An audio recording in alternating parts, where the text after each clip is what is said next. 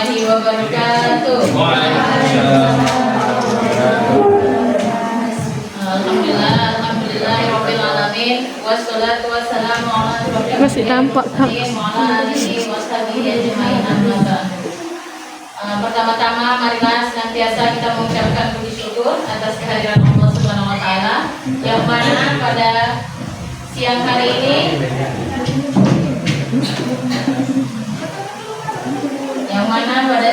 ini kita dapat berkumpul bersama di kelas saat untuk mengikuti acara CGV yang diadakan Ustazah Fadilah selaku guru penggerak angkatan 10.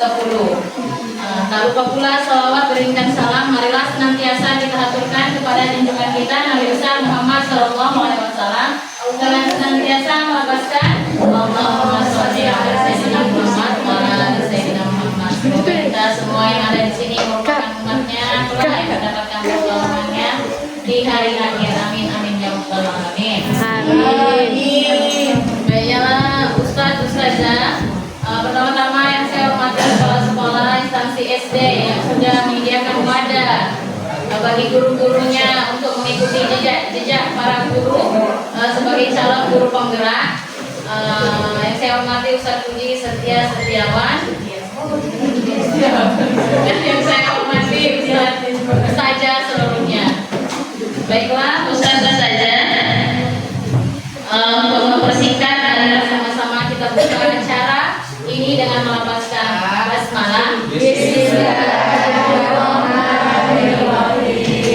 Baiklah, untuk mengambil berkah acara kita pada siang ini, marilah sama-sama kita dengarkan tilawah yang akan disampaikan atau dibawakan oleh Ustadz Jaya.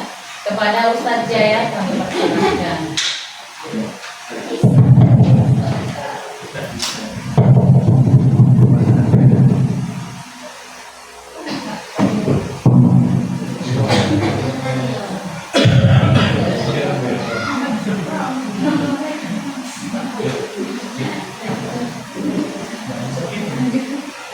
Assalamualaikum warahmatullahi wabarakatuh. Waalaikumsalam warahmatullahi wabarakatuh.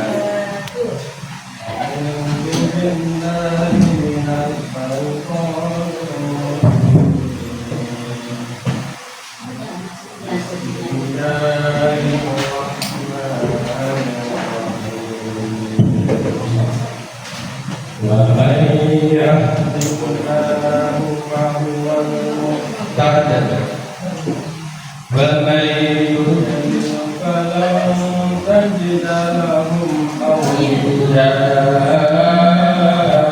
من دونه ونحشرهم يوم القيامة على وجوههم عميا وبكما وصما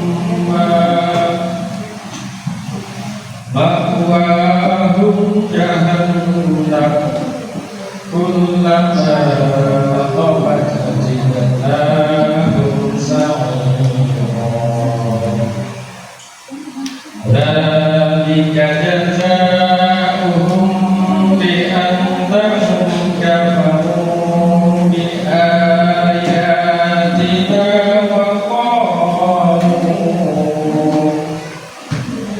وقالوا أإذا كنا عظاما ورفاتا أإنا لمبعوثون خلقا جديدا.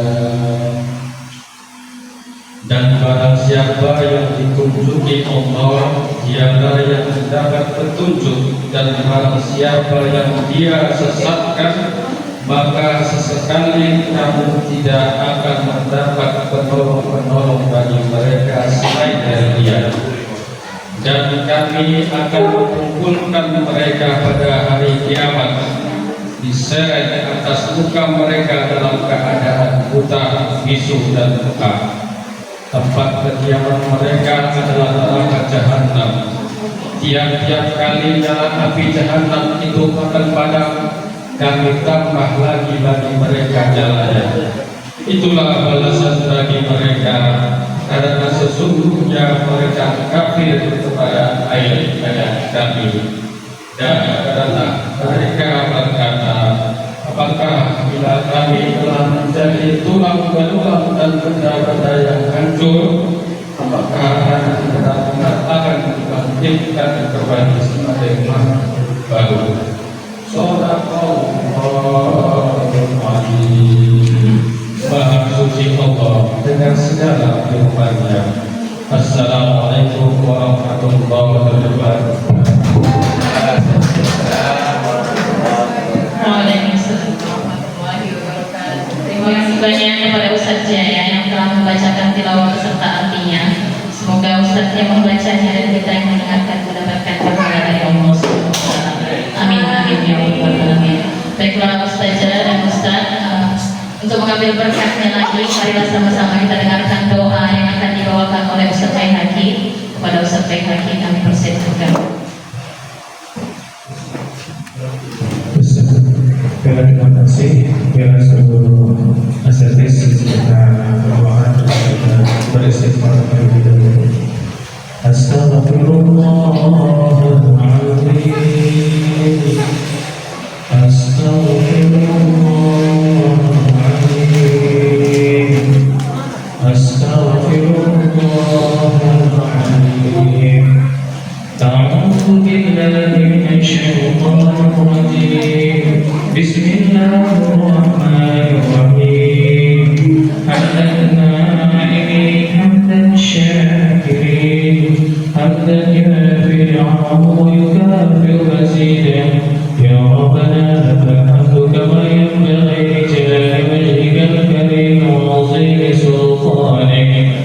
Allahumma shalli 'ala sayyidina Muhammad wa 'ala alihi wa sahbihi ajma'in. Allahumma ahdina bil iman wa anisna bil iman wa adkhilna al jannata ma'al iman. Allahumma inna nas'aluka salamatan fid din wa 'afiyatan fil jasad wa ziyadatan fil 'ilmi wa barakatan fil rizqi wa tawbatan qabla al-maut wa rahmatan 'inda al-maut wa maghfiratan ba'da al-maut. Allahumma hawwin 'alaina fi shakaratil maut wan najata wal 'afwa 'inda al-hisab. Allahumma ighfir lana dhunubana wa dhunuba walidayna warhamhuma kama rabbayana saghira. ولجميع المسلمين والمسلمات والمؤمنين والمؤمنات الأحياء منهم والأموات برحمتك يا أرحم الراحمين. اللهم اجعلنا من أهل العلم والخير ولا تجعلنا من أهل الشر والضير. اللهم نور قلوبنا وأفكارنا بنور هدايتك كما نورت الأرض بنور شمسك وقمرك أبدا أبدا. اللهم اجعل جمعنا هذا جمعا مرحوما وتفرقا من بعده تفرقا معصوما. اللهم أعنا على ذكرك وشكرك وحسن عبادتك. اللهم أصلح لنا ديننا وعصمة أمرنا وكفر عنا سيئاتنا وتوفنا مع الأبرار. اللهم أرنا الحق حقا وارزقنا اتباعه وأرنا الباطل باطلا وارزقنا اجتنابه. ربنا آتنا من لدنك رحمة وهيئ لنا من أمرنا رشدا. ربنا آتنا في الدنيا حسنة وفي الآخرة حسنة وقنا عذاب النار بفضلك سبحان ربك رب العزة عما يصفون وسلام على المرسلين والحمد لله رب العالمين.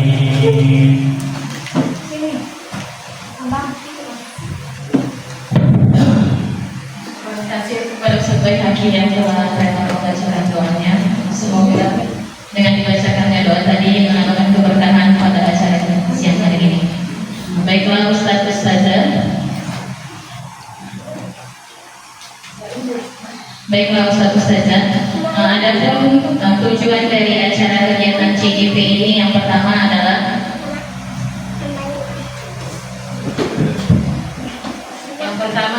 yaitu merupakan aksi nyata budaya positif yang merupakan tugas dari Ustazah Fadila yang merupakan calon guru penggerak angkatan 10. Tujuan yang keduanya yaitu memotivasi kita selaku guru-guru SDIT dan mencontoh jejak Ustazah Fadila karena ini merupakan salah satu jalan yang menjadikan kita guru profesional. Selanjutnya mungkin akan disampaikan apa-apa saja pentingnya CGP ini yang mana akan disampaikan oleh Ustaz Puji sekaligus menyampaikan kata kepada Ustaz Puji. Kami persilakan.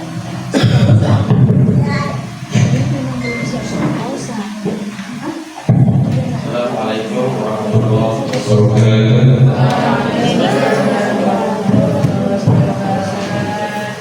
Alhamdulillah, masyaallah, wala haula wala quwwata illa billah. Asyhadu an la ilaha illallah wa asyhadu anna Muhammadan abduhu wa rasuluhu la nabiyya ba'dah. Syukur alhamdulillah kepada Allah Subhanahu wa taala di mana pada hari ini Allah masih berikan masih kuat sehingga kita bisa berkumpul bersama berpartisipasi juga mendukung dalam agenda ini. Selanjutnya bersama sama-sama kita hadiahkan kepada Ibu Besar Muhammad Rasulullah SAW. Mudah-mudahan memperbanyak sholawat itu termasuk daripada hamba-hambanya dan umatnya datang bersama. Amin amin ya rabbal alamin. Baik, tentu saja rahimahullah, sejatinya yang memberikan di ruangan ini adalah kedua yayasan. Berhubung kabar-kabar bahwasanya kondisinya kurang sehat, pusing saja. Taksin tadi pusing, dikabarkan saya untuk menyampaikan hal tersebut. Baik, selanjutnya ini bagi kawan-kawan yang sudah memiliki lisensi atau SIM.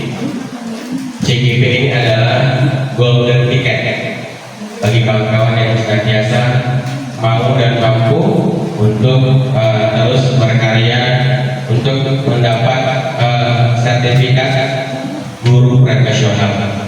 Dan juga bagi kawan-kawan yang belum terdaftar dan juga belum masuk dan belum mempunyai NUPTK, ada satu jalur yaitu jalur PPG Dajak pra mengajar. Silahkan diikuti ya.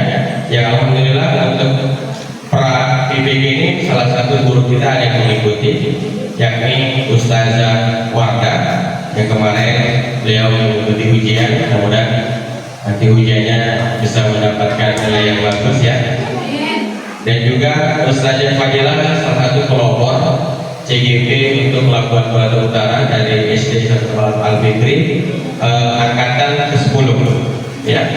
Dan untuk angkatan ke-11 juga ada yang mewakili sekolah kita yang nanti mudah-mudahan bisa juga berkontribusi ke depan dengan kita, yakni ada Ustazah EKPMT. Jadi sudah ada angkatan 10 dan angkatan 11 dan angkatan 12 akan dibuka kembali. Nah, mudah-mudahan kita nanti di sini bisa tertarik ya, karena jalurnya adalah rekomendasi kalau tidak ada perubahan. Mudah-mudahan kawan-kawan nantinya yang bersedia untuk mengikuti kegiatan yang super padat ini, salah satunya adalah aksi nyata ini, bisa kita belajar dari kegiatan KG tempat kita untuk bertanya. Mudah-mudahan kita semuanya juga bisa mengambil ilmu dari agenda pada hari ini. Terima kasih sebelumnya kepada kawan-kawan yang telah berhadir untuk meluangkan waktunya. Terima kasih juga kepada kawan-kawan yang juga bersedia untuk duduk di sini. Insyaallah untuk makan siang kita nanti akan kirim ya, itu saja.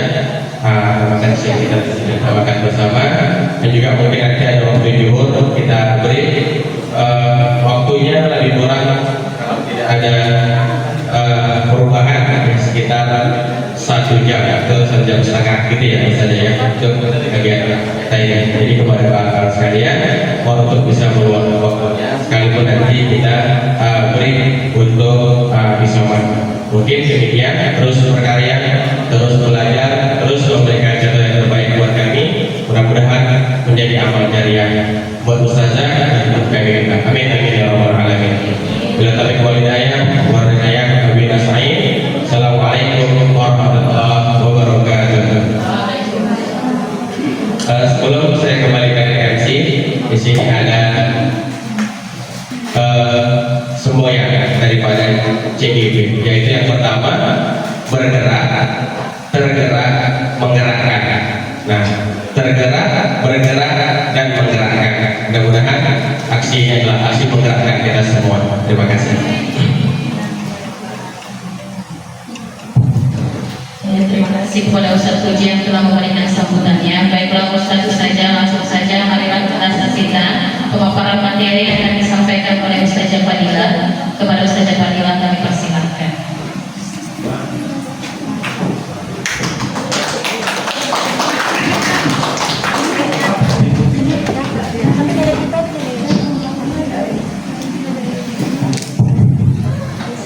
Bismillahirrahmanirrahim. Assalamualaikum warahmatullahi wabarakatuh. Waalaikumsalam warahmatullahi wabarakatuh. Alhamdulillah, wassalatu wassalamu ala asyrofil anbiya'i wal mursalin wa ala alihi wa sahbihi ajma'in. Puji syukur kehadirat Allah Subhanahu wa ta'ala yang mana sampai siang hari ini kita masih diberikan keselamatan, kesehatan, kesempatan sehingga bisa berhadir di ruangan kita tercinta ini dalam agenda ikut serta mengikuti aksi nyata budaya positif yang saya sampaikan pada hari ini. Kemudian salawat dan salam lalu kita ajarkan kepada Nabi Muhammad SAW dengan melafazkan Allahumma sholli ala sayyidina Muhammad wa ala ali sayyidina Muhammad. Semoga dengan membaca salawat kita mendapat syafaat beliau di yaumil akhir. Amin ya rabbal alamin. Yang saya hormati Kepala Instansi SD Islam Terpadu Al-Fikri Ustaz Puji Sabda Setiawan SPD, seluruh ustaz ustazah yang berhadir pada hari ini. Baiklah Ustaz, sebelum saya mulai memaparkan materi hari ini, saya sangat berterima kasih kepada Ustaz dan Ustazah sudah meluangkan waktunya untuk berhadir di ruangan ini. Saya ucapkan banyak terima kasih. Kemudian apabila nanti ada kekurangan di sana sini, saya mohon maaf ya Ustaz saja. Baiklah.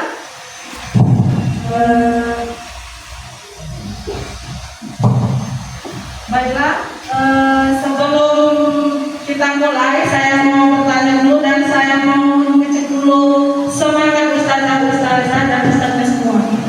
Apa kabar ustazah-ustazah hari ini?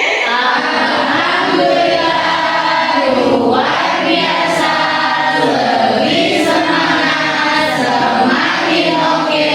Allahu Akbar. Masya Allah. Ya, terima kasih.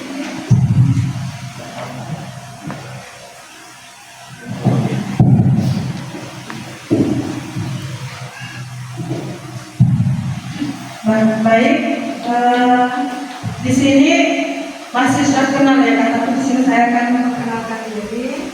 Perkenalkan, nama saya Khairatul Fadilah, calon guru penggerak angkatan 10 Kabupaten Labuhan Batu Utara dari SD Islam Terpadu Al-Fikri Kampung Pajak. Nah, di sini saya mau apapun yang saya sampaikan itu adalah tentang aksi nyata budaya positif, di mana di sini tugas merupakan salah satu tugas saya di modul 1.4, yaitu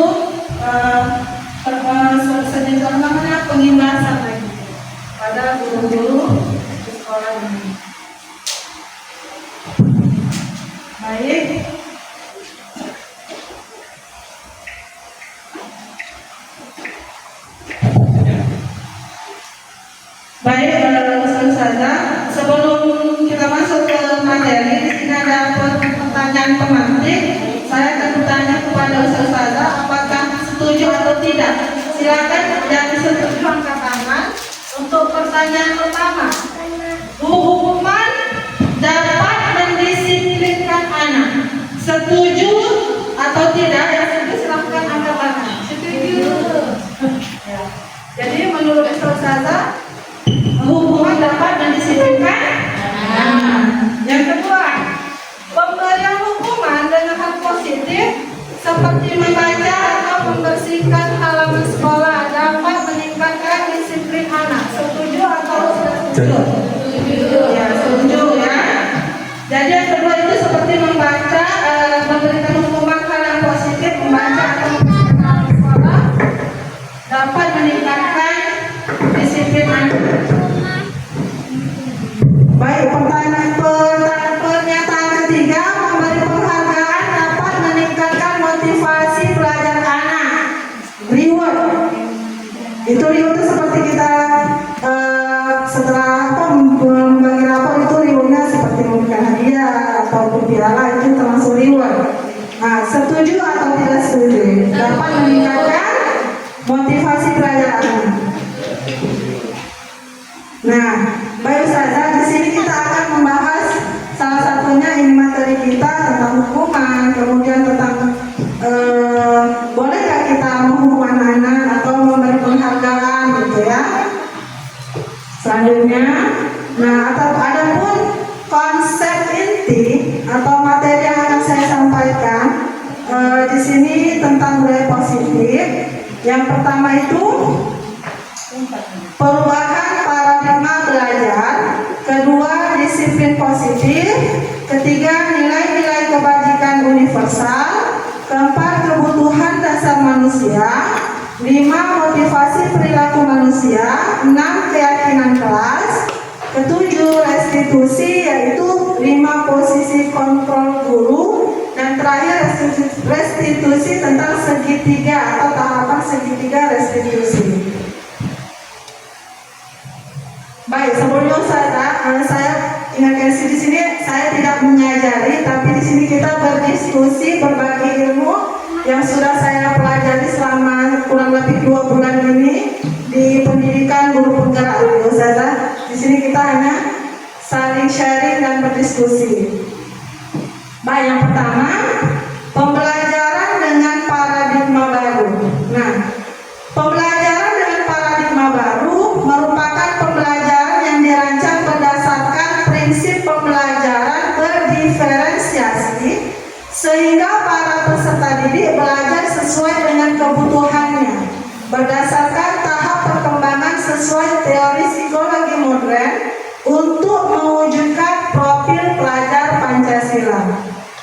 Nah, sebelum kita lanjut, saya tanya kepada Ustazah, pernah nggak dengan dua istilah ini, student center dan teacher center?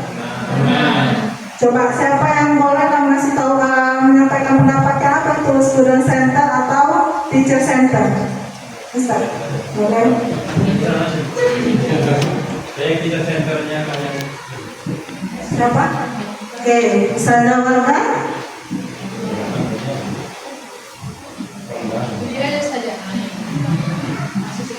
Assalamualaikum warahmatullahi wabarakatuh. Baik, menurut saya dari apa yang telah saya ketahui bahwasanya istilah student center itu adalah proses pembelajaran yang berpusat pada siswa, dan kemudian untuk yang teacher center adalah proses pembelajaran yang berpusat pada guru. Demikian, terima kasih. Wassalamualaikum warahmatullahi wabarakatuh. Waalaikumsalam warahmatullahi wabarakatuh. Syukran Ustazah Wardah. Ada Ustaz lagi menambahkan Ustaz Hadi? Atau?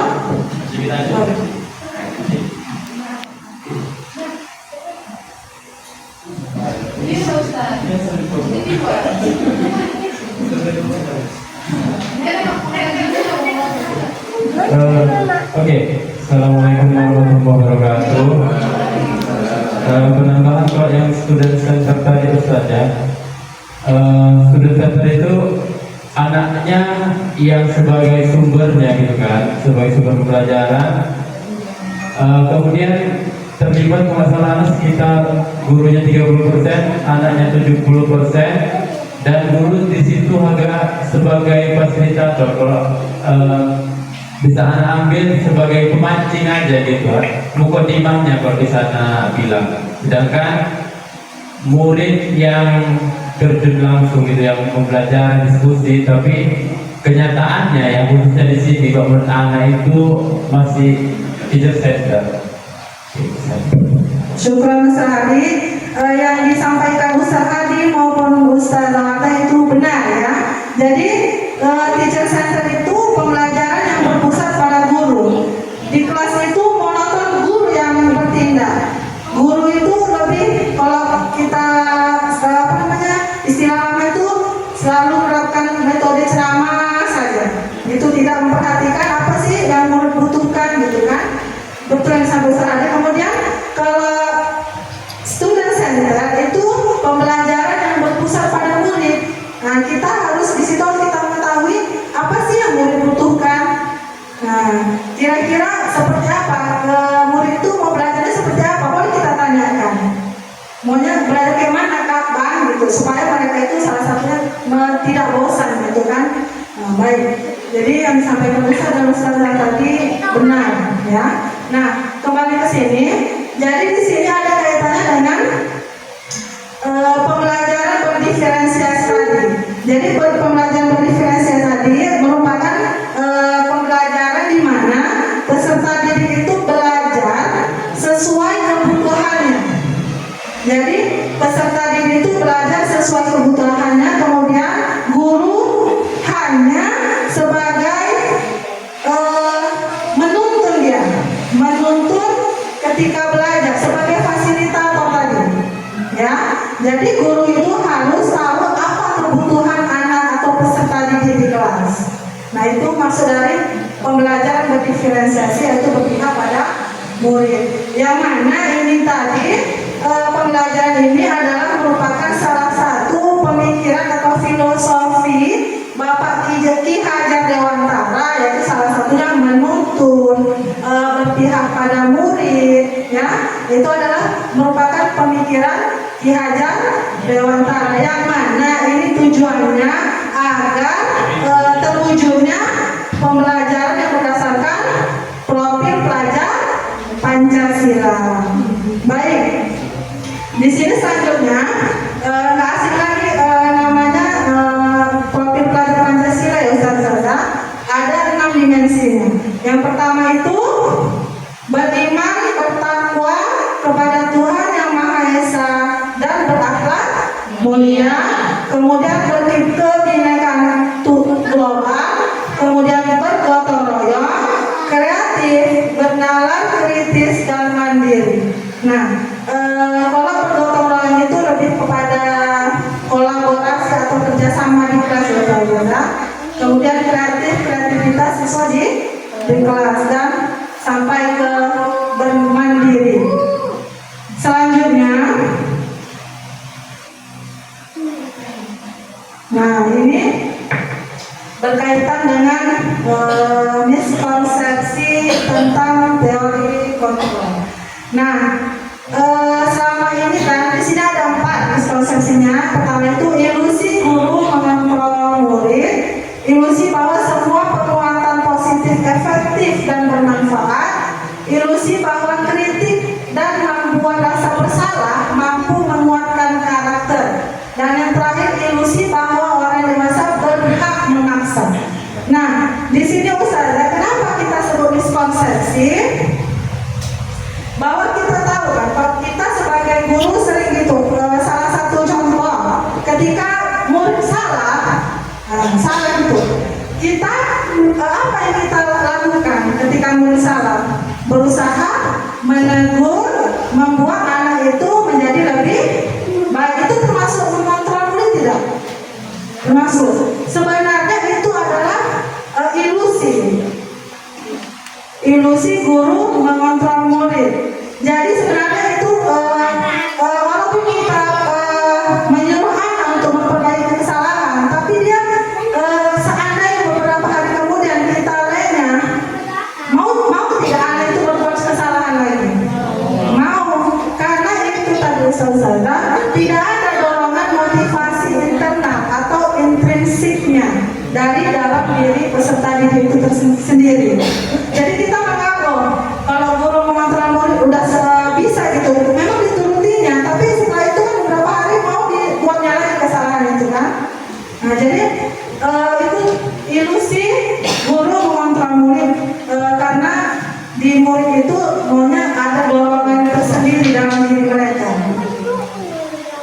Ustaz.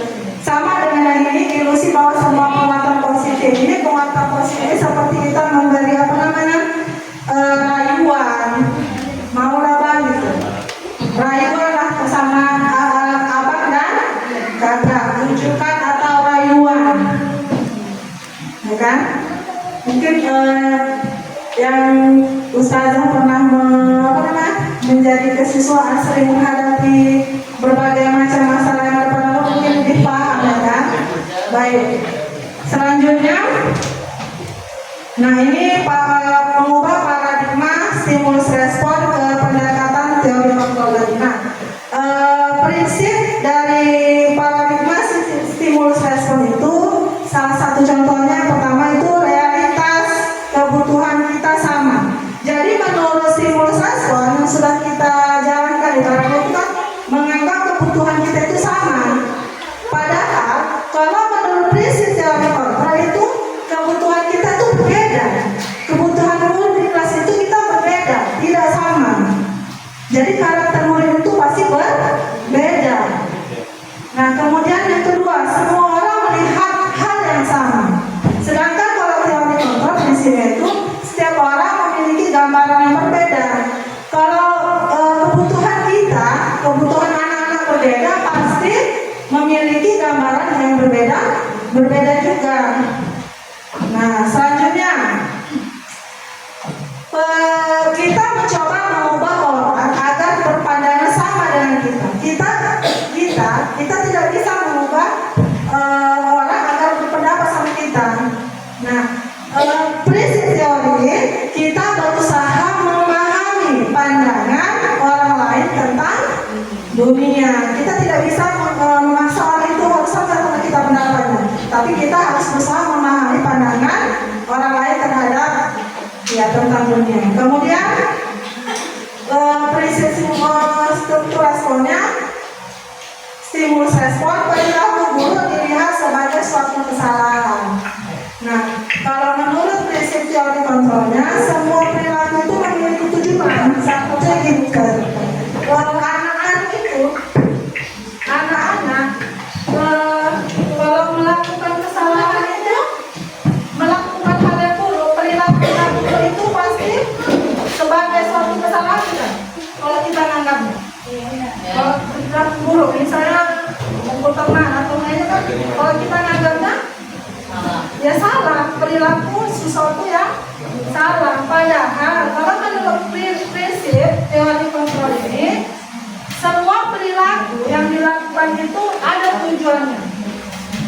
Ada tujuannya. Boleh kita tanyakan kenapa abang berbuat seperti ini?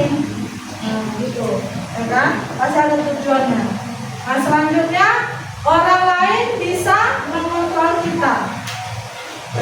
Jadi kalau menurut prinsip teori kontrol, hanya Anda yang bisa mengontrol diri kita. Hanya kita sendiri yang bisa mengontrol diri kita. Kita tidak bisa mengontrol orang lain.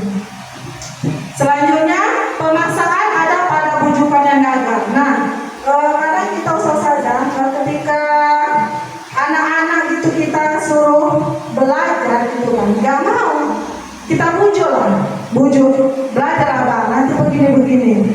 Tapi ketika gagal, ada timbul kita untuk memaksa, gak? Rasa ingin memaksa anak itu untuk tetap belajar. Ada, itu adalah merupakan prinsip stimulus respon. Nah, kita lupa menjadi pendekatan teori kontrol apa itu? Kolaborasi dan konsensus menciptakan pilihan-pilihan baru. Nah, di sini kita kolaborasi itu artinya kita bisa berdiskusi, tanya jawab tentang murid apa yang dia inginkan. Sama tadi seperti karakter apa, kita mengajar di kelas itu sesuai dengan kebutuhan anak didik kita di kelas. Ya, saling sharing, ya, berkolaborasi. Baik, selanjutnya. Nah, berikutnya ini adalah tentang makna disiplin. Nah, Ustazah kalau disiplin itu nggak asing lagi, kata disiplin itu nggak asing bagi kita Ustazah. Nah, di sini akan saya paparkan kata disiplin itu berasal dari bahasa Latin disiplina yang artinya belajar. Kemudian disiplin mengacu pada disiplin diri yang memiliki tanggung jawab terhadap apa yang dilakukannya berdasarkan nilai-nilai yang diyakini. Disiplin positif merupakan salah satu cara penerapan disiplin yang bertujuan menumbuhkan kesadaran serta memberdayakan peserta tanpa imbalan atau penghargaan, ancaman ataupun hukuman. Nah, sebagai pendidik, tujuan kita adalah menciptakan peserta didik yang memiliki disiplin diri, sehingga mereka berperilaku mengacu kepada nilai-nilai kebajikan universal dan memiliki motivasi intrinsik dalam perubahan perilaku ke arah yang lebih baik. Nah, kita lanjutkan ya Ustazah. Nah, disiplin positif itu penerapannya disiplin tanpa ancaman kekerasan adalah ciri disiplin positif. Yang kedua, disiplin dipraktekkan dengan membangun komunikasi yang baik antara guru dan murid. Murid akan diajari bagaimana melihat permasalahan yang mereka sebabkan, konsekuensi dari permasalahannya apa, dan bagaimana mereka bertindak atau bersikap. Selanjutnya, disiplin positif pada dasarnya bertujuan menumbuhkan kesadaran murid tanpa adanya sogokan, ancaman, atau hukuman. Mereka bertindak karena didorong dari dalam diri, bukan dari luar diri. Nah, jadi kalau kita menciptakan disiplin positif, Ustazah, ada alangkah baiknya. Di sini nanti kita akan pelajari atau saya akan paparkan 5 posisi kontrol guru, yang mana yang bisa kita terapkan, yang mana yang lebih ideal kita terapkan di sekolah ini, ya sesuai kondisi siswa tersebut. Baik, selanjutnya, nah berkaitan dengan nilai-nilai kita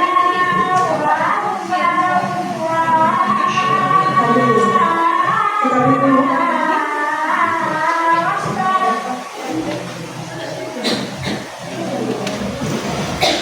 Baik, saja berhubung salat sudah berkumandang, makanya kita untuk istirahatnya di sana, salat di sana. Lalu saya kembalikan kepada MC. Saya tutup. Assalamualaikum warahmatullahi wabarakatuh.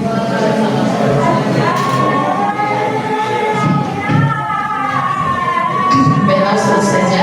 Waktu break sudah tiba, maka sama-sama kita tutup sementara waktu ini dengan melepaskan hamdalah. Baiklah, tentu saja nanti keluar bisa mengambil nasi yang sudah disediakan oleh Ustazah Fadila, masing-masing 1 orang. Setelah itu kita kembali pukul 1, ya Ustaz? Nah, pukul 1. Demikian saya sampaikan. Assalamualaikum warahmatullahi wabarakatuh. Udah Kak,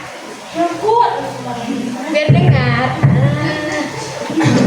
Assalamualaikum warahmatullahi wabarakatuh. Waalaikumsalam warahmatullahi wabarakatuh. Bagaimana saja sudah kenyang? Sudah saja. Alhamdulillah. Setelah break tadi, maka kita lanjutkan acara pemaparan oleh materi kita, yaitu Ustazah Fadila. Mari sama-sama kita buka acaranya dengan melafazkan basmalah. Bismillahirrahmanirrahim. Baiklah, langsung saja saya serahkan kepada Ustazah Fadila. Kepada Ustazah Fadila kami persilahkan. Baik, terima kasih Ustazah Lutfi. Saya lanjutkan ke Ustazah. Assalamualaikum warahmatullahi wabarakatuh.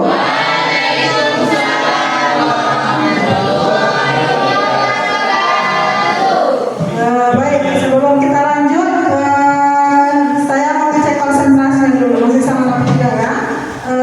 Tepu 1, tepu 2, tepu 3, tepu 4, tepu semangat.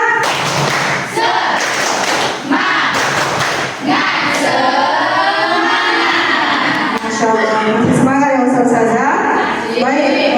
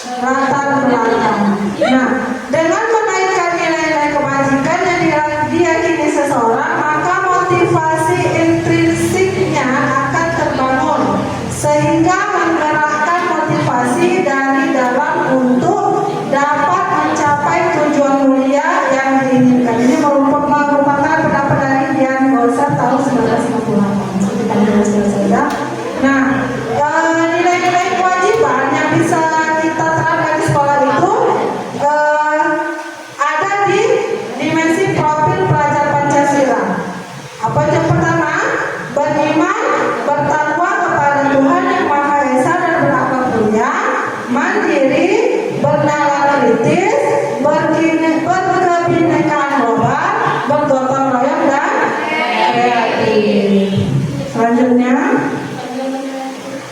nah ini tadi Ustaz saja tentang motivasi eksternal dan internal. Nah, jadi ada dua motivasi yang bisa diperoleh atau yang ada pada manusia. Teori motivasi perilaku manusia. Nah, motivasi eksternal itu untuk menghindari ketidaknyamanan atau hukuman. Salah satu penyebabnya ya. Apa yang akan terjadi apabila saya tidak melakukannya? Yang kedua, untuk mendapatkan imbalan dari orang lain atau institusi, apa yang akan saya dapatkan apabila saya melakukannya? Nah, ini kalau motivasi eksternal, contohnya seperti ini saja. Kita kadang menyuruh anak, misalnya kalau dia tidak mau ini, kita beri anak, apa kalau abang melakukan ini? Misalnya apa kalau misalnya melakukan ini, ustazah akan beri ini, akan beri hadiah sama abang. Apa kalau pekan depan bisa target apa segini, ustazah akan berikan ini sama abang. Nah, itu kan termasuk motivasi eksternal, bukan dari diri si anak, tapi dari luar. Salah satunya dari guru, ya kan? Nah, kalau motivasi internal itu tujuan dari disiplin positif ini adalah untuk menghargai sendiri. Saya akan menjadi orang yang seperti apa bila saya melakukannya. Jadi motivasi internal ini adalah muncul dari diri sendiri dan muncul dari anak itu sendiri. Tidak ada dari dorongan luar. Paham ya Ustazah? Selanjutnya, untuk lebih paham lagi kita lanjut. Nah, di sini ada 5 kebutuhan dasar manusia. Yang pertama itu bertahan hidup, kedua kasih sayang dan kebersamaan, ketiga kekuasaan atau harga diri, penguasaan atau harga diri, kebebasan, dan terakhir itu kesenangan dan kenikmatan. Nah, ini dia 5 kebutuhan dasar manusia. Apa sih yang berkaitan dengan bertahan hidup? Makanan, pakaian, tempat tinggal, keamanan, dan kesehatan. Itu adalah bagian-bagian dari kebutuhan dasar manusia untuk bertahan hidup. Kemudian yang kedua itu kasih sayang dan rasa diterima. Nah, di sini rasa diterima, dipedulikan, berbagi, kerjasama, menjadi bagian dalam kelompok. Yang ketiga itu penguasaan. Nah, di sini termasuk aja harga diri, keinginan untuk dianggap, memimpin, berprestasi, diakui, dan didengar. Selanjutnya kebebasan, mandiri, memiliki pilihan, mencoba hal baru, mampu mengendalikan arah dirinya.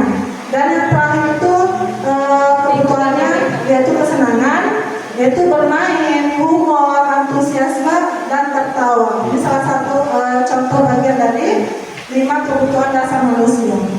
Selanjutnya, nah di sini kita akan bahas tentang keyakinan kelas. Ya. Mengapa tidak peraturan saja? Kenapa kita harus buat keyakinan kelas? Nah, mengapa kita? Nah, di sini ada contoh.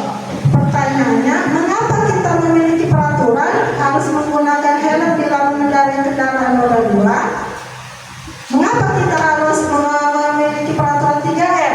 Ketika COVID kemarin, menggunakan masker, mencuci tangan, dan menjaga jarak 1,5 meter. Mengapa kita memiliki peraturan harus datang tepat waktu pada saat mengikuti pelatihan atau ketika jam pelajaran? Nah, jadi peraturan berbeda dengan keyakinan kelas. Nanti selanjutnya akan ada paparannya. Nah, untuk mendukung motivasi intrinsik, kembali lagi ke nilai-nilai atau keyakinan-keyakinan lebih menggerakkan seseorang dibandingkan mengikuti serangkaian peraturan. Biasanya itu peraturan kalau di kelas ya, peraturan itu lebih kepada gurunya saja yang membuat peraturan kelas. Itu lebih ke gurunya yang membuat. Kalau keyakinan kelas itu lebih guru dan murid berkolaborasi atau bersama-sama membuat keyakinan kelas tersebut. Jadi murid juga ikut nimbrung itu, ikut juga membuat keyakinan kelas tersebut, tidak hanya guru. Seperti itu perbedaannya.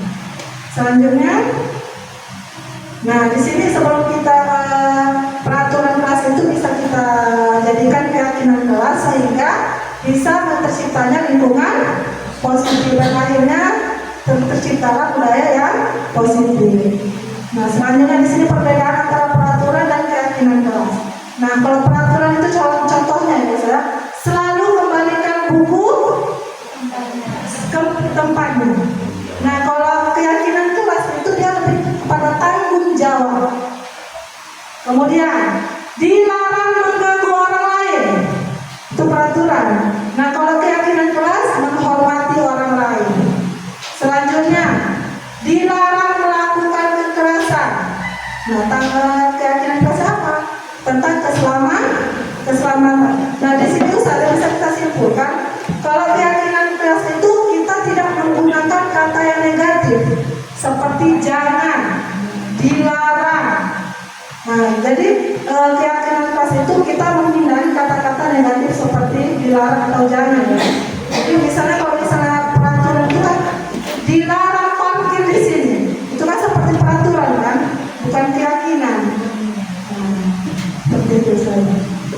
Baik, selanjutnya sampai sini paham saya. Nah, di sini ada perbedaan hukuman dan konsekuensi. Ya, konsekuensi hukuman itu adalah sesuatu yang menyakitkan harus terjadi, sedang konsekuensi itu sesuatu yang harus terjadi. Kemudian membuat anak sakit fisik maupun hatinya untuk jangka waktu lama, sedangkan konsekuensi itu membuat anak merasa tidak nyaman dalam jangka waktu pendek. Ya, bukan positif juga, tapi dia ada tidak nyamannya, tapi dalam jangka waktu pendek.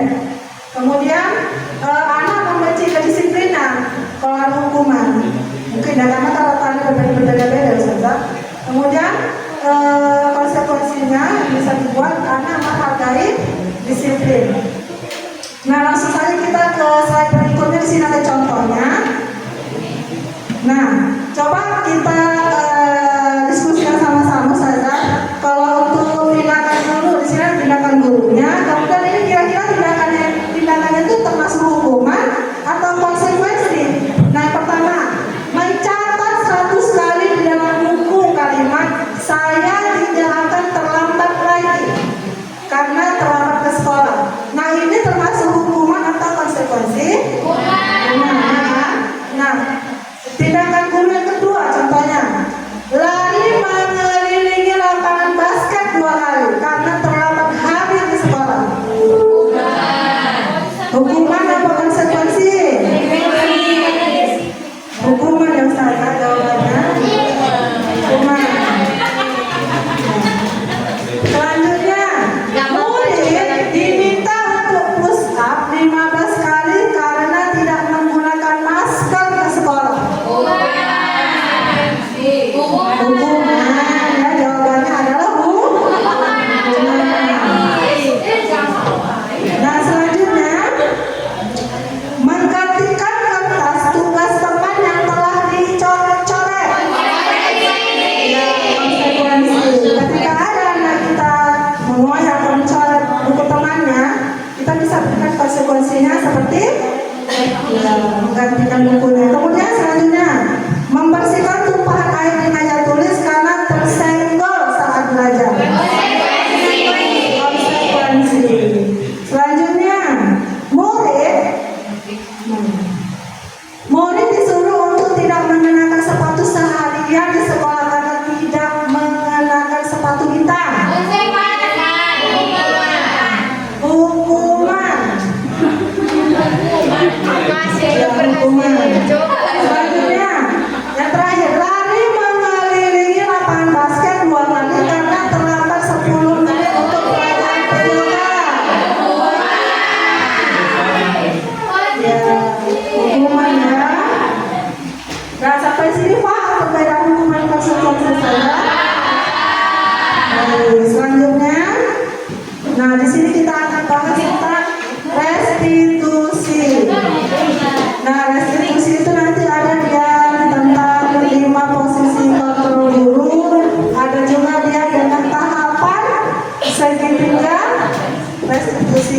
Nah, apa itu restitusi?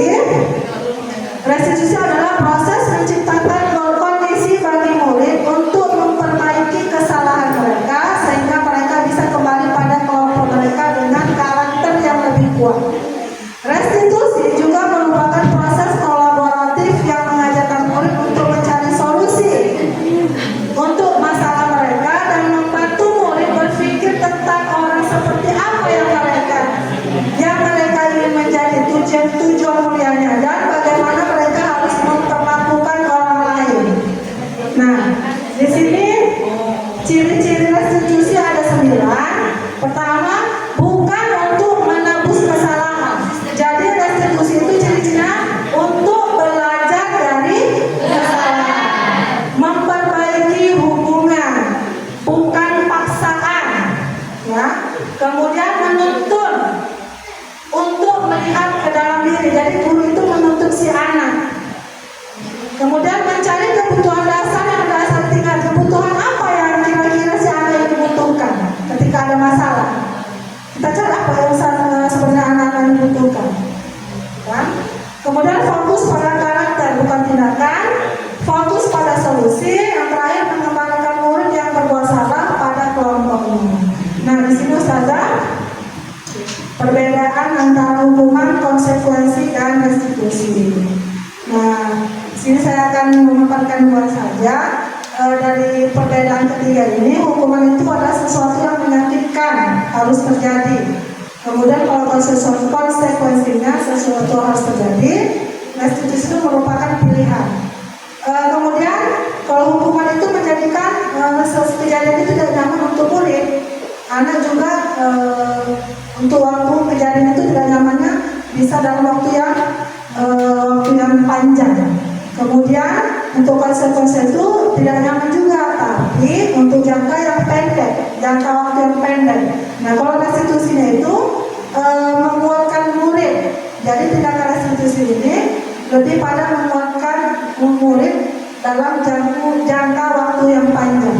Nanti kita akan lihat videonya dan saya akan lebih paham tentang restitusi ini ya. Selanjutnya, nah di sini ada 5 posisi kontrol guru, ya. Yang pertama itu penghukum, yang kedua pembuat merasa bersalah, ketiga teman, keempat pemantau, dan kelima itu manajer. Ya, jadi kira-kira ustazah di sini dari kelima posisi ini mana yang udah pernah ustazah lakukan di kelas ataupun semuanya ya.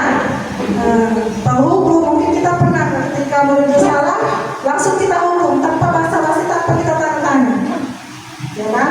Nah, penghukum, kemudian membuat merasa bersalah. Teman itu lebih ke kita menganggap anak itu sebagai teman. Nanti ada contohnya. Kemudian itu pemantau dan manajer. Nah, selanjutnya, nah di sini pengertiannya. Jadi 5 posisi kontrol guru ini disampaikan oleh Dr. William Glasser.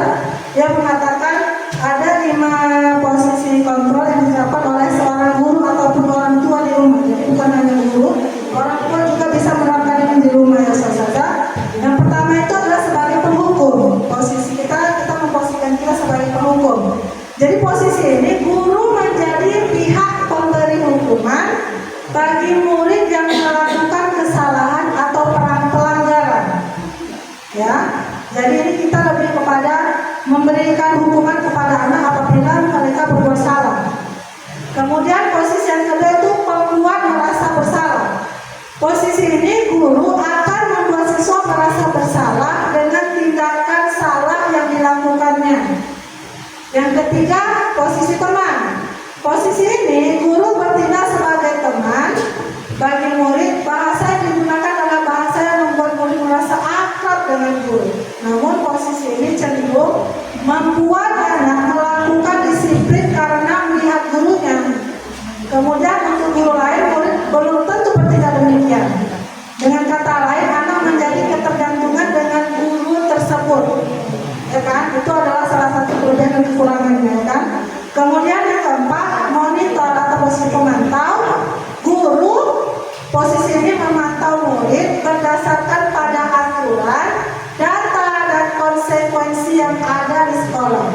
posisi ini guru akan bertindak dengan ketegasan yang membuat murid melakukan disiplin karena takut dihukum. Karena ada peraturan, kita sampaikan, mereka mengerjakan. Bukan karena kesadaran diri mereka, tapi karena takut dihukum. Itulah posisi guru sebagai pemantau ya. Nah, yang terakhir ini adalah manajer, posisi guru sebagai manajer. Di sini guru bersama dengan murid membangun komunikasi yang efektif sehingga murid yang melakukan kesalahan atau melanggar aturan dapat memperbaiki kesalahannya. Nah, Ustaz dan Ustazah, sini saya akan memaparkan video tentang 5 posisi kontrol. Sini akan setelah video itu kita akan coba berdiskusi yang mana termasuk posisi penghukum, mana pembuat masalah dan lain-lainnya.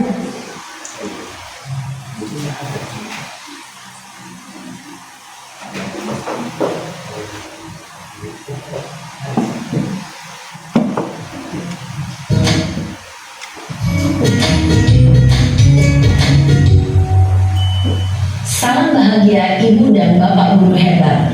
Dalam penerapan disiplin positif restitusi, salah satu program yang dikembangkan adalah 5 posisi kontrol. 5 posisi kontrol dalam restitusi adalah proses perjalanan seorang pendidik agar dapat mengenali dirinya. Pada video kali ini, kita akan membahas tentang 5 posisi kontrol yang dikembangkan oleh Diane Dawson dan contoh penerapannya.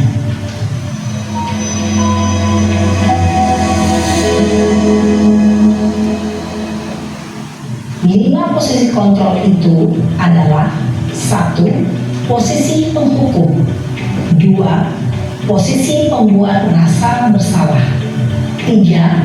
Posisi teman, 4. Posisi pemantau atau monitor, dan 5. Posisi manajer. Untuk lebih memahami kelima posisi tersebut, mari kita saksikan kasus Naren yang terlambat hadir 20 menit di sekolah dan melihat bagaimana kelima posisi kontrol dalam menghadapi masalah tersebut.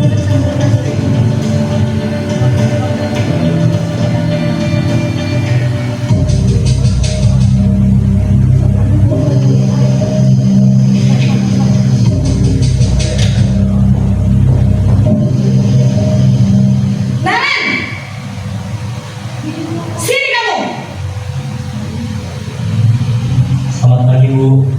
Selalu terlambat. Kamu deh, pasti terlambat. Maaf, Bu. Saya Apa? Apa coba? Alasan kamu apa lagi? Kapan sih kamu tidak terlambat? Malas sekali ya kamu jadi anak. saya Dasar pemalas. Gak kapok-kapok sih kamu. Sudah berapa kali terlambat? Sana, kamu keliling lapangan basket 2 kali. kenapa saya harus keliling lapangan basket, Bu? Kenapa? Kamu melawan ibu. Berani-beraninya jawab. Sudah terlambat, masih berani jawab pula. Iya. Sekarang, keliling lapangan basket 5 kali sekalian. Biar kapok. Cepat. Pergi sana ke lapangan basket. Posisi penghukum biasanya berbicara dengan nada tinggi, menghardik, menunjuk-nunjuk, menyakiti, dan menyindir. Hukuman bisa berupa fisik maupun psikis. Ibu dan Bapak guru hebat, dampak yang terjadi pada murid ketika guru berada pada posisi penghukum adalah murid cenderung akan memberontak, bahkan menyimpan dendam. Jalan. Udah dari tadi. Udah 27 menit.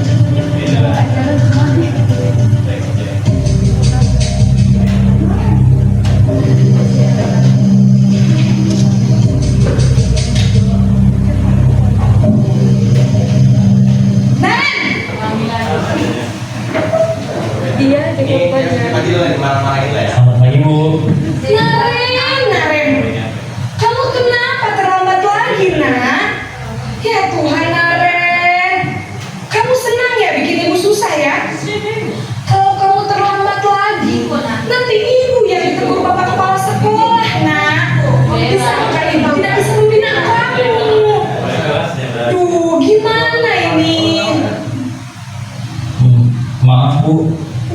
Gusti Naren, kamu suka ya kalau ibu ditegur bapak kepala sekolah? Terus sekarang ibu harus tulis apa ya di buku absen? Ini kamu sudah sering terlambat loh. Ibu harus apa coba? Maaf Bu, maaf sekali. Ya sudah, lain kali jangan bikin ibu susah lagi ya nak ya. Ibu tidak akan kuat lagi kalau kamu begini terus. Bisa jantungan kalau ibu ditegur bapak kepala sekolah. Sana cepat ke kelas. Maaf ya Bu, maaf sekali. Posisi pembuat rasa bersalah berbicara dengan nada tenang, cenderung lembut. Namun kata-kata yang diutarakan membuat murid merasa menjadi orang yang gagal, memandang buruk dirinya sendiri, merasa tidak berharga, dan tidak sanggup membahagiakan orang lain. Ketika guru mengambil posisi pembuat rasa bersalah, murid akan menganggap dirinya yang bersalah dan ia akan menyimpan emosi negatif tersebut di dalam dirinya.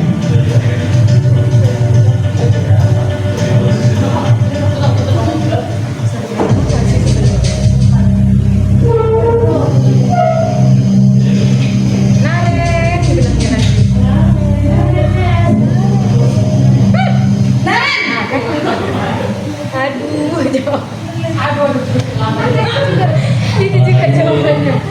Wah, sudah jam berapa ini nak? Lambat lagi ya sayang. Iya Bu, habis ibu saya udah memakan saya Bu. Kamu malah menyalahkan ibu kamu. Kamu bukannya anak yang larinya paling kencang. Kok terlambat sih? Iya Bu, saya memang terlambat bangun tadi. Jadi biarpun saya lari kencang, tetap gak kekejar Bu. Ya sudah sana. Nanti lain kali larinya lebih kencang lagi ya. Biar gak terlambat lagi. Bikin senang ibu demi ibu. Bisa kan? Bisa lah Bu. Ya sudah sana masuk kelas. Ibu beresin usaha absen kamu. Kamu ini ada-ada saja. Udah gitu dulu. Dalam posisi teman, guru berbicara dengan nada suara ramah, akrab, cenderung bersenda gurau untuk menjaga suasana tetap santai. Murid akan merasa senang, aman, dan akrab dengan guru. Identitas yang tercipta adalah identitas sukses atau berhasil. Namun, perlu diingat, karena ini masih dorongan eksternal, maka ada faktor ketergantungan dari murid kepada orang tertentu. Di sini guru absennya, sehingga di lain waktu murid bisa berperilaku baik, namun hanya kepada orang-orang tertentu saja.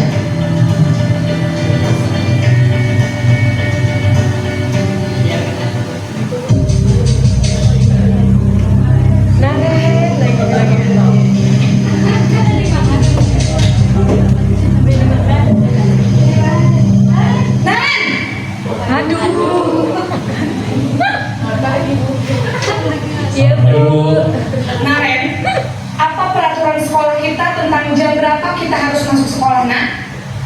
Kita harus di sekolah jam 7 Bu. Iya betul, sekarang sudah jam 7.20. Naren sudah tahu konsekuensinya jika terlambat hadir. Paham Bu, saya harus tinggal kelas pas jam istirahat selama 20 menit. Iya benar, konsekuensinya demikian. Jadi nanti jam 9.30 pas istirahat, kamu harus tinggal di kelas, kerjakan tugas tambahan untuk ketertinggalan kamu, ya?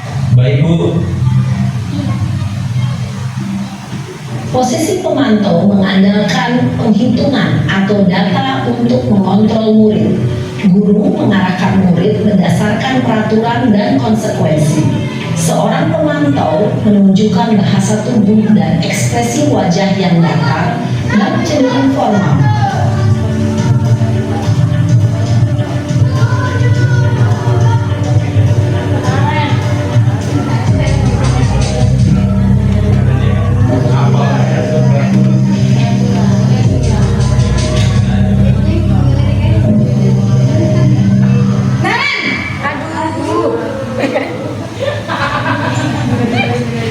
Selamat pagi Bu. Selamat pagi, Naren. Maaf Maaf Bu, saya terlambat. Iya, sekolah masuknya jam 7, sekarang sudah jam 7.20. Jadi sekarang bagaimana ini Naren?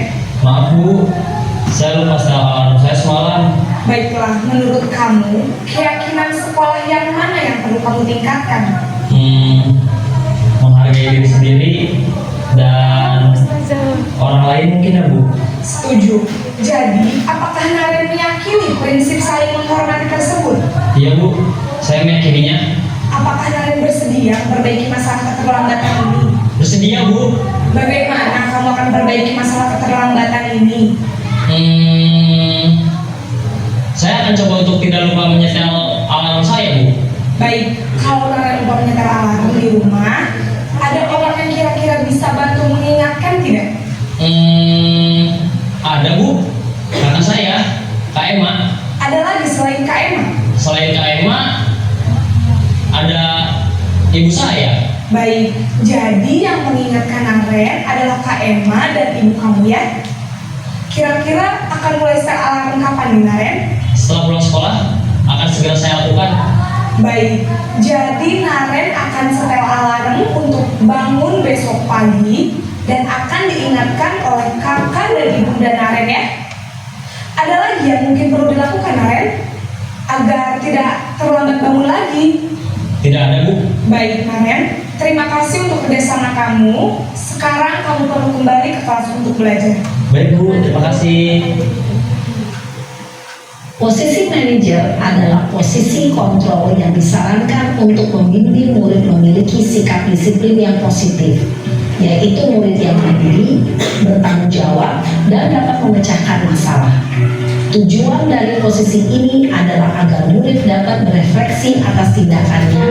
Guru akan dengan tulus memberikan pertanyaan-pertanyaan bermakna, sehingga membuat murid dapat belajar dari kesalahannya dan mencari sebuah solusi untuk menyelesaikannya. Ibu dan Bapak guru hebat, setelah mengamati adegan kelima posisi kontrol tadi, kira-kira posisi mana yang paling ideal? Posisi mana yang dapat menunjang motivasi intrinsik murid? Ya, tentu posisi manajer. Posisi ini memang posisi ideal yang ingin dituju setiap pendidik.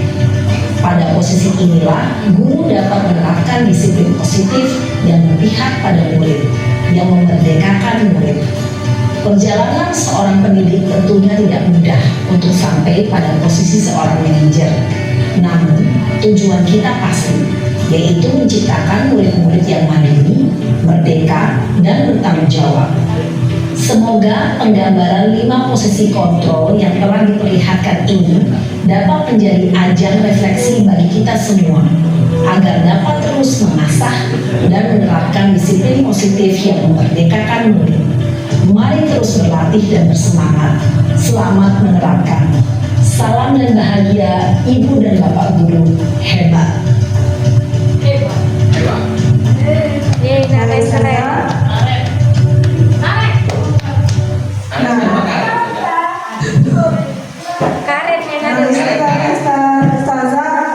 Video terkait 5 posisi kontrol guru. Nah, tadi setelah dipaparkan tadi tentang video, dari kelima itu mana yang lebih ideal atau mana yang sudah Ustazah pernah terapkan lah di kelas? Kira-kira posisi yang mana? Kalau misalnya ada satu misalnya yang manajer udah 5. Pasti kelima posisi itu udah pernah ya kita terapkan di kelas ya Ustazah kan? Tapi yang paling ideal dari posisi kelima posisi ini adalah sebagai manajer, karena di posisi manajer ini nanti ada tahapannya lagi Ustazah. Ya, ada tahapan-tahapannya lagi. Nah, sebelum ke situ di sini ada pernyataan. Kira-kira di posisi kontrol manakah ini kamu tidak pernah melakukannya? Kamu tidak pernah benar melakukannya. Kira-kira ini posisi yang mana? Apa yang kedua? Nah, sebelum ke situ, Ustazah, posisi penghukum itu dia tidak hanya fisik ya, bisa juga dengan verbal, dengan kata-kata juga bisa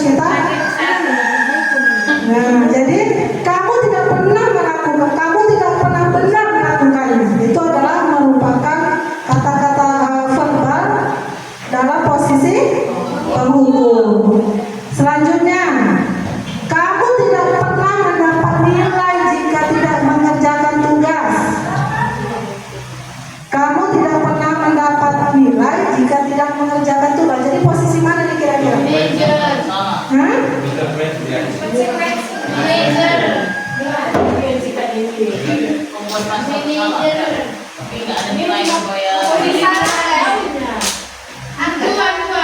Jawabannya pemantau. Jadi di sini lebih kepada aturan, peraturan yang ada di sekolah. Kalau misalnya nggak dikerjakan berarti nggak dapat nilai gitu. Ya, selanjutnya yang ketiga, saya kecewa sekali dengan kamu. Ya, membuat merasa bersalah. Selanjutnya, ayolah lakukan yang himpunan. Ayolah lakukan yang ustazana. Teman posisi teman. Dan yang terakhir, apa rencanamu untuk masalah ini? Ini adalah posisi manajer. Baik Ustazah, kalau kita memposisikan diri sebagai manajer itu ada tahapannya lagi. Tahapannya itu adalah tahapan segitiga restitusi. Ya. Dia dosen dalam bukunya telah merancang sebuah tahapan untuk memudahkan para guru dan orang tua dalam melakukan proses untuk menyiapkan anaknya untuk melakukan restitusi. Apa tahapannya? Yang pertama, menstabilkan identitas, kedua validasi tindakan yang salah, dan yang ketiga itu menanyakan keyakinan. Jadi ketika kita memposisikan sebagai manajer, ini tahapan-tahapan yang akan kita lakukan bersama-sama. Ada tiga. Yang pertama itu menstabilkan identitas, validasi tindakan, dan menanyakan keyakinan. Nah, menstabilkan identitas itu untuk membuat anak yang merasa gagal karena berbuat salah menjadi positif terhadap dirinya. Nah, kata-kata yang bisa kita sampaikan yaitu salah satunya beberapa yang saja. Berbuat salah itu hal yang manusiawi. Tidak ada manusia yang sempurna. Ustazah juga pernah buat salah. Kemudian kita pasti bisa menyelesaikan masalah ini. Tidak ada yang tidak bisa kita selesaikan. Ada solusinya. Nah, berikutnya tahapan kedua itu validasi tindakan yang salah. Membantu siswa mengenali kebutuhan yang ingin dipenuhinya ketika melakukan kesalahan. Apa sih kata-kata yang bisa kita sampaikan? Kamu bisa saja karena hal yang lebih buruk, tapi kamu tidak melakukannya. Kemudian kamu pasti punya alasan mengapa melakukan kesalahan tersebut. Ya, apa yang penting bagi kamu? Nah, selanjutnya ini yang tahapan yang ketiga itu menanyakan keyakinan. Ini adalah tahapan terakhir dalam melaksanakan segitiga restitusi. Anak melihat kesalahannya dihubungkan dengan norma sosial dan nilai-nilai yang mendasari manusia berinteraksi dengan orang lain. Adapun kata-kata yang bisa kita sampaikan selain guru, apa nilai kita percaya di kelas? Nilai-nilai universal apa yang telah kita sepakati? Atau bahasa yang bisa kita pahami, keyakinan kelas apa yang sudah kita sepakati di kelas? Nah, sampai sini bisa dipahami saja. Di sini saya akan menampilkan video tentang cara kita menerapkan segitiga restitusi ini.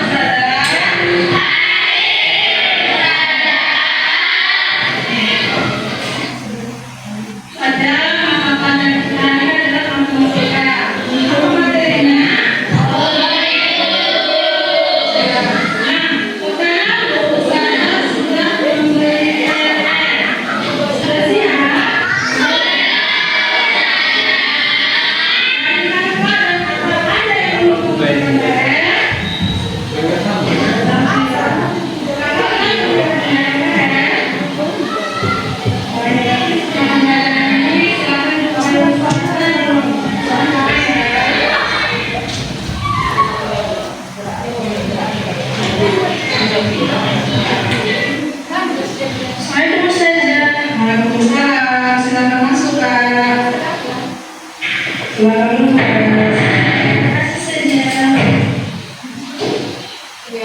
Mata pelajaran ini sudah dimakan bukannya? Maaf ya Kak, saya panggil waktu istirahat Kakak. Kakak tidak melakukan pada penyelenggaraan. Bisa diperhatikan sudah 3 kali berturut-turut Kakak tidak mengerjakan PR meskipun sudah berusaha berikan waktu maksimal pengerjaan. Apakah Kakak sadar hari ini?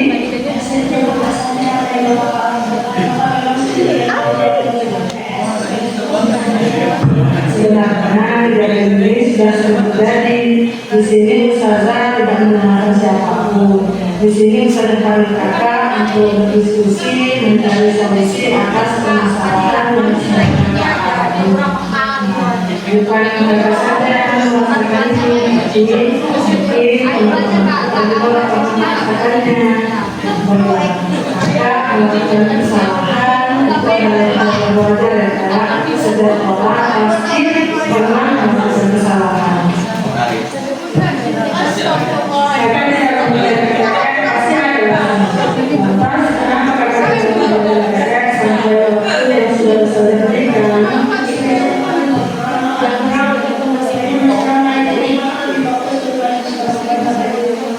Kan sudah Ustazah sering ingatkan waktu pengerjaan seperti apa. Apakah Kakak tidak ada bertanya atau berdiskusi dengan teman-teman?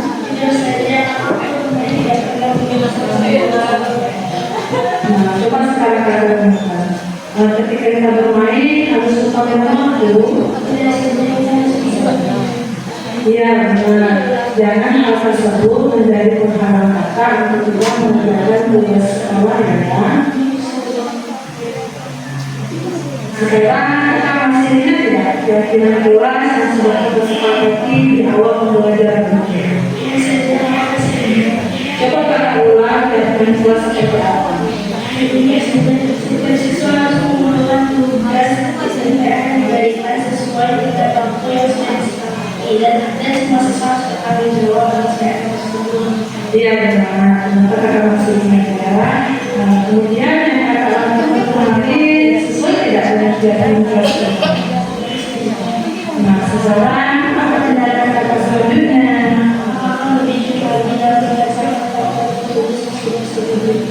Alhamdulillah kalau itu yang Kakak lakukan, Ustazah sangat menghargai usaha Kakak untuk memperbaiki. Besok Ustazah akan lihat pertemuan Kakak ya. Sekarang Kakak sudah menyadari dan akan memperbaiki kesalahan Kakak. Ustazah berharap Kakak bisa konsisten dalam melaksanakan keyakinan kelas yang kita buat. Dan Ustazah bersaran agar Kakak bisa lakukan ini pada semua mata pelajaran ya. Baiklah Kak, Ustazah rasa cukup, Kakak bisa kembali ke kelas.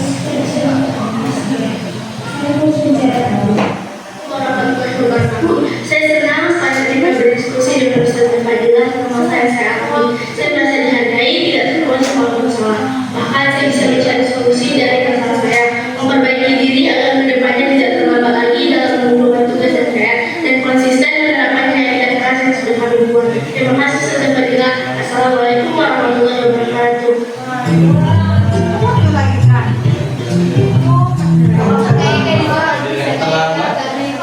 Dan selamat juga sama-sama. Boleh.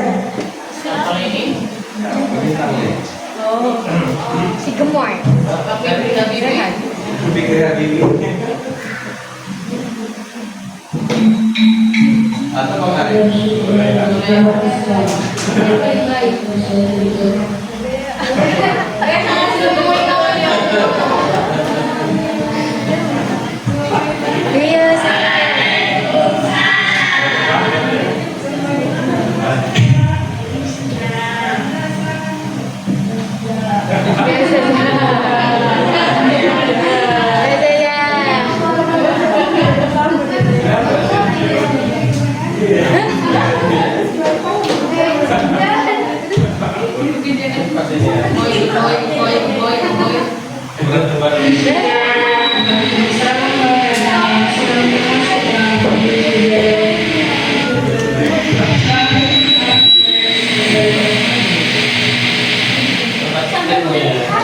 Bagaimana penerapan ini?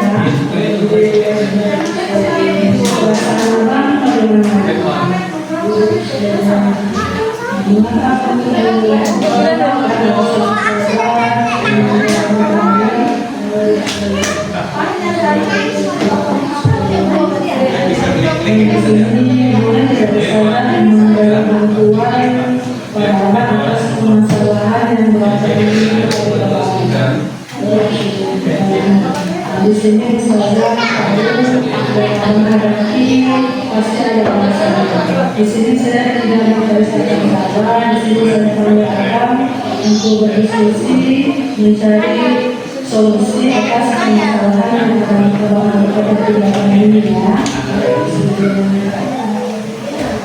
Dan kalau begitu apa penyebab bisa datang ke sekolah? Kemudian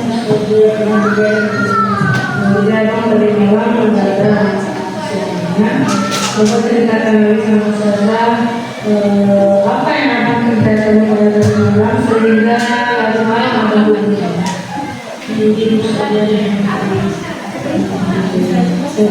sekarang bisa kita menemukan ketika kita bermain salah satu metode ini apa kita harus lupa dengan waktu ya kita bisa membagi waktu ya waktu istirahat dan waktu bermain. Nah, coba ada tidak dampak yang Bapak rasakan dengan waktu istirahat dan bermain?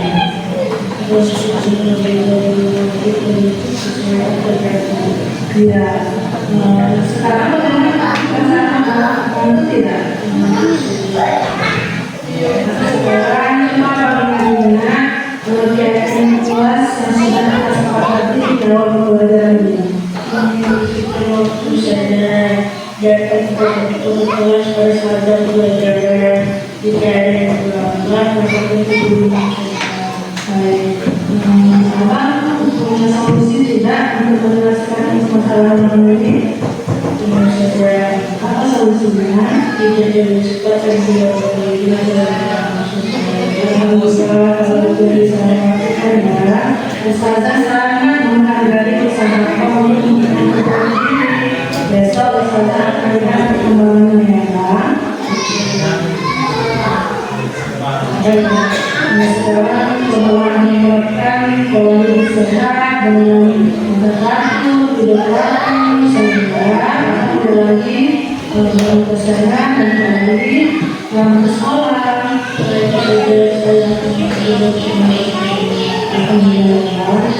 selanjutnya yang menyelesaikan pembicaraan ini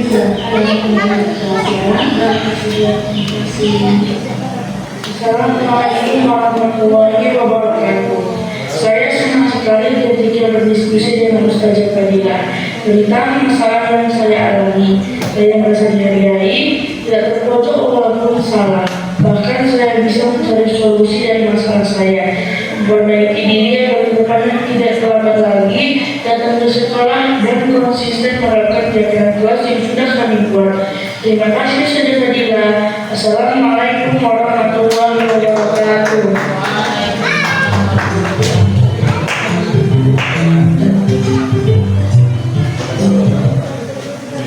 Baik, Ustazah, tadi video terkait penerapan segitiga institusi. Jadi Ustazah, dari 5 posisi kontrol guru tadi yang paling ideal itu adalah kita memposisikan diri sebagai manajer.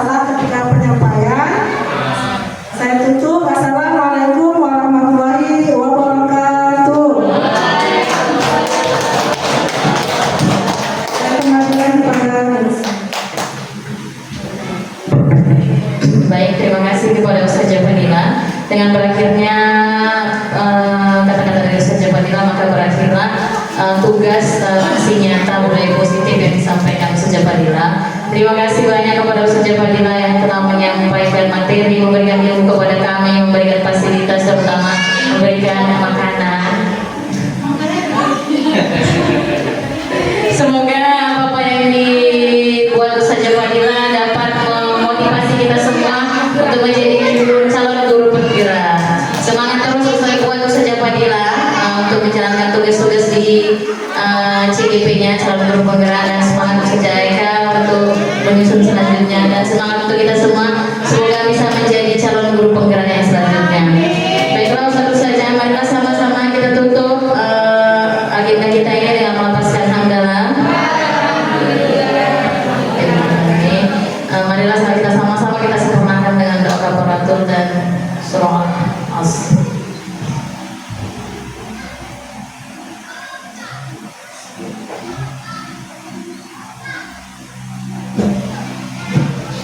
Baiklah, saya selaku MC mohon maaf apabila ada kata-kata sikap saya tidak